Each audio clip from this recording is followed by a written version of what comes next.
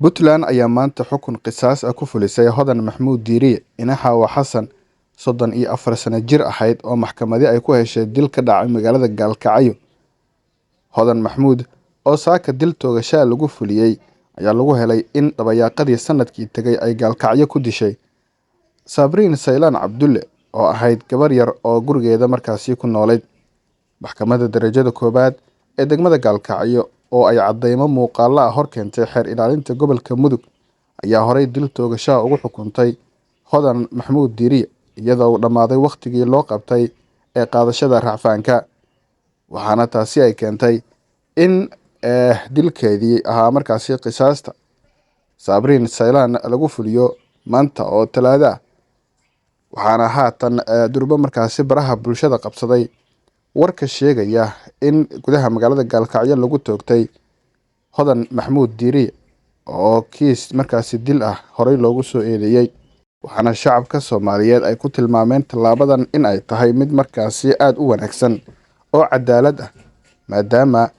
Hodan Maxamuudna xaqii laga riday sidoo kalena ay cadaalad heshay Sabriin Saylaan oo si markaasi naxariis darro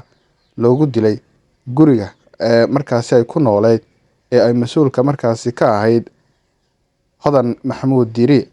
oo ahayd gacan ku dhiiglaha markaasi lagu helay dambiga ah in iyada ay markaasi gacanteeda ku dishay Sabriin Saylaan. Kiiskan ayaa saameyn weyn ku yeeshay guud ahaan bulshada Soomaaliyeed iyagoo siyaabo kala duwan uga falceliyay, waxaana markaasi la sheegay in ay aad u soo dhaweeyeen guud ahaan bulshada Soomaaliyeed ee ku nool magaalada Gaalkacyo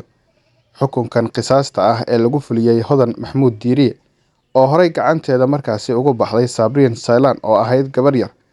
oo markaasi ku nooleyd gurigeeda. Hodan Maxamuud Diiriye ayaa ifka haatan waxa ay uga tagtay ilaa 10 caruur ah, 9 iyadoo ay dhashay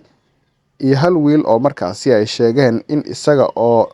aad u yar banaanka markaasi lagu soo tuuray oo ay soo qaateen isla markaana ay korsadeen qoyskooda. Hodan Maxamuud Diiriye ayaa horay waxa ay maxkamadda uga codsatay in ay ku qanacsan tahay kitaabka Ilaahay iyo sidoo kale wax kasta oo markaasi loo soo gooyo. Muddo dhowr bilood kadib, Hodan Maxamuud Diiriye ayaa waxaa lagu fuliyay xukunkii qisaasta ahaa ee horay markaasi maxkamadda darajada koobaad ee gobolka Mudug ay horay markaasi ugu riday. Inkastoo qayb ka mid ah bulshada ay dalbadeen in xorriyadeeda dib loo siiyo Hodan Maxamuud Diiriye maadaama ay ahayd hooyo ay ifka u joogeen ubad aad u tiro badan, haddana taasi ma aysan hor istaagin go'aanka maxkamadda darajada koobaad ee gobolka Mudug oo ahayd in ay fuliso xukunkii ay horay u soo saartay,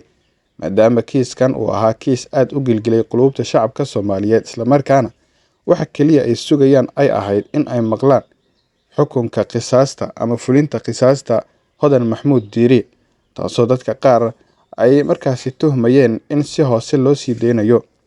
Odayaal dhaqameed ku hayb ah Hodan Maxamuud Diiriye oo maalmo ka hor warbaahinta ka hadlay waxa ay sheegeen in Hodan Maxamuud xorriyadeeda dib loo siiyo maadaama aysan wax dhaqan ama caado aysan u lahayn dadka gobolka Mudug in haweeney markaasi la qisaaso, waxayna sheegeen in markaasi laga qaato oo dib loo siiyo xorriyadeeda. Balse kiiskan waa uu ka duwanaa kiisaska kale ee odayaal dhaqameedka ay faraha la galaan maadaama shacabka Soomaaliyeed oo dhan kiiskan uu saameyn xooggan ku yeeshay. Haddaad nala soo gaartay dhamaadka muuqaalkan, fadlan soo dhawo muuqaalkan like saar, siina share garee si dad badan xogtan u gaarto.